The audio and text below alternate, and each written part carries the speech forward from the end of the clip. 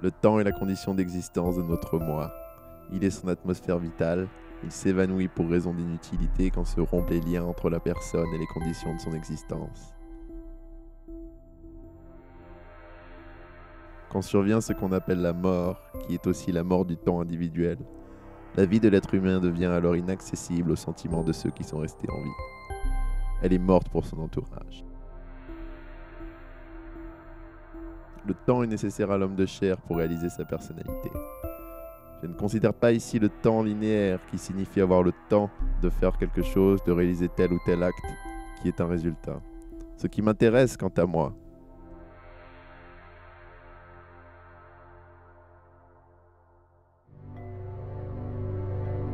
je m'intéresse quant à moi, à la cause, à ce qui féconde l'homme au sens moral.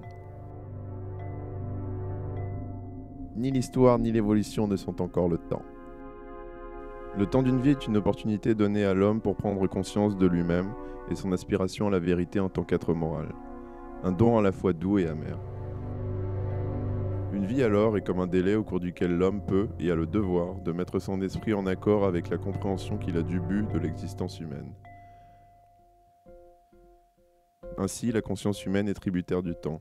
Elle n'existe qu'à travers lui. Le temps est dit être irréversible, et il est courant de dire « on ne restitue pas le passé ». Mais qu'est-ce que le passé? Qu'est-ce qui est déjà passé quand pour chacun d'entre nous, le passé détermine le présent, même chaque instant du présent?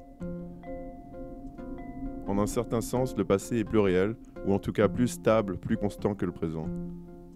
Le présent fuit, glisse entre les doigts comme du sable et n'a de poids matériel que par le souvenir.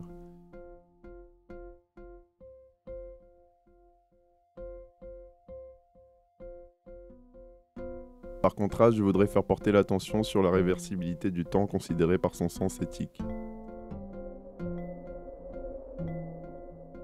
Le temps, en effet, peut disparaître sans laisser de traces dans le monde matériel car il est une catégorie subjective, spirituelle. Le temps que nous vivons se dépose dans nos âmes comme une expérience dans le temps. Les causes et les résultats sont liés et se déterminent les uns par rapport aux autres. L'ingénieur invente des machines parce qu'il est motivé par un désir humain fondamental, celui de soulager le travail des hommes et donc leur vie. Mais comme il a été dit, l'homme ne vit pas seulement de pain. L'artiste élargit aussi son arsenal pour faciliter la communication entre les gens, c'est-à-dire leur capacité à se comprendre à un nouveau niveau spirituel.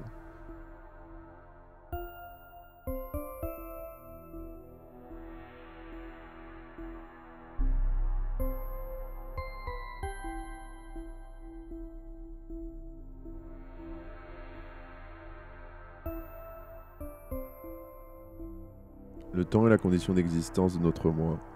Il est son atmosphère vitale. Il s'évanouit pour raison d'inutilité quand se rompent les liens entre la personne et les conditions de son existence. Quand survient ce qu'on appelle la mort, qui est aussi la mort du temps individuel, la vie de l'être humain devient alors inaccessible aux sentiments de ceux qui sont restés en vie. Elle est morte pour son entourage.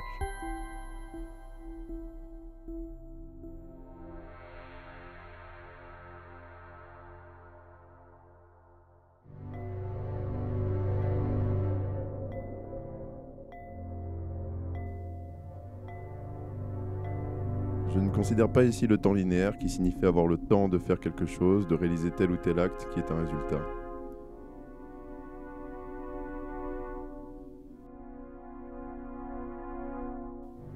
Je m'intéresse quant à moi à la cause, à ce qui féconde l'homme au sens moral. Ni l'histoire ni l'évolution ne sont encore le temps. Elles sont toujours des conséquences.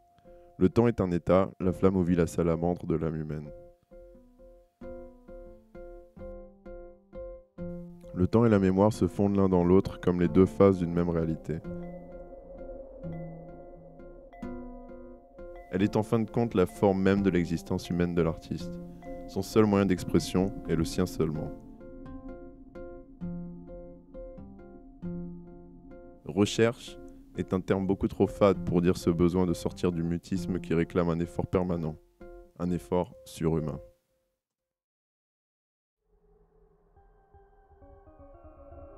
Tap.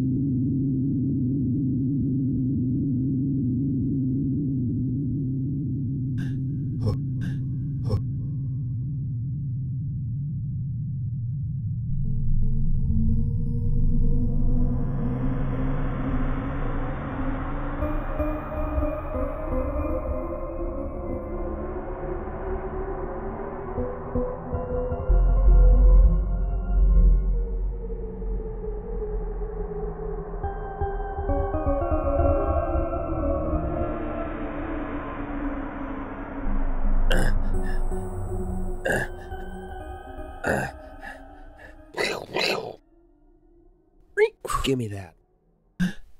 Tap.